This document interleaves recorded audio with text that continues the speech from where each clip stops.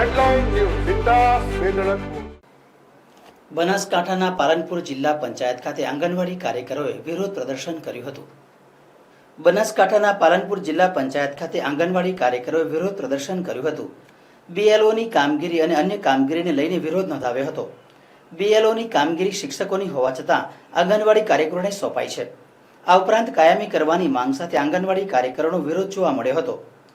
આંગણવાડી કાર્યકરોની માંગણીઓ નહીં સંતોષાય તો આગામી સમયમાં આંદોલન કરવાની ચીમકી આપી હતી.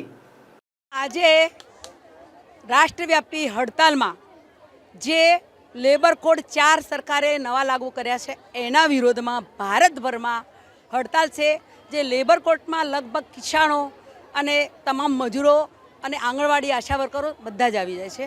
હવે આ જે અમારે આંગણવાડીની બહેનોને જે માનદ વેતન લઈ રહી છે અને સરકારે જે હમણાં બીએલઓની કામગીરી આપી છે એ એકદમ ગલત છે. બીએલઓની કામગીરી એવી આઈસીડીએસ વિભાગને પણ જાણ નથી કરી અને સીધા બધાની નિમણૂક કરી દીધી છે. એ બેન આ બીએલઓની કામગીરી કરવાના લાયક છે કે નથી એ પણ આ બીએલઓના જે અધિકારીઓ છે, જે ચૂંટણી અધિકારીઓ છે એમને એ પણ ખબર નથી. કોઈ પ્રેગ્નેન્ટ બેન છે, કોઈ મતલબ દાત્રી છે અને ઘણી બધી બહેનોને તકલીફવાળી હોવા છતાં આ કામગીરી આપી છે જે કરવાને સક્ષમ નથી, બિલકુલ સક્ષમ નથી. અને એમ છતાં આ બહેનોને જબરજસ્તી જેમ કોઈ પણ ધર્મ અપનાવવા માટે કે કોઈ પણ જબરજસ્તી કરવામાં આવે એ રીતે બીએલઓની કામગીરી માટે જબરજસ્તી કરવામાં આવે છે. ખરેખર એમને પહેલાં પરવાનગી લેવી પડે, પૂછવું પડે.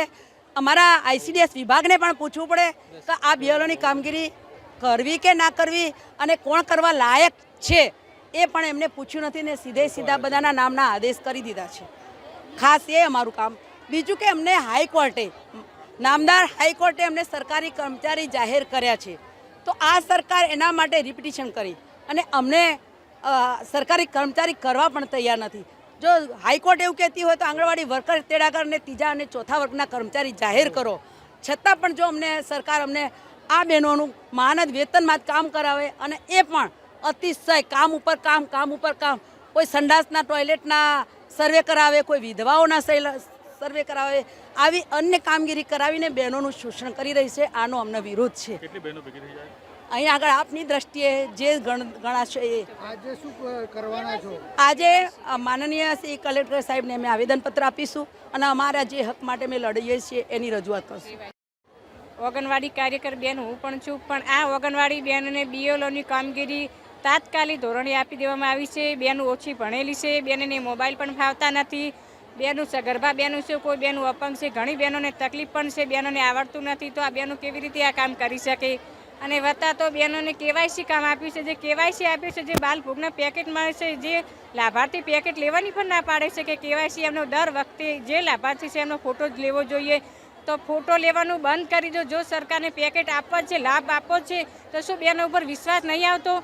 જે ઓફલાઈન કામ ચાલુ હતું એવી રીતનું જ બેનોને ઓફલાઈન તરીકે આપો, નહીંતર બાલભોગ પેકેટ જે પ્રીમિક્સ આપવાનું આવે છે બંધ કરો.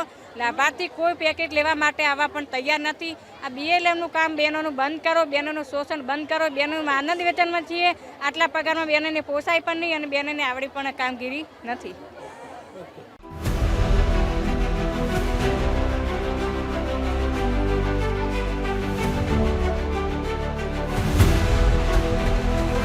हर समस्या की डेट हेडलाइन न्यूज सीधा वेदड़तपुर.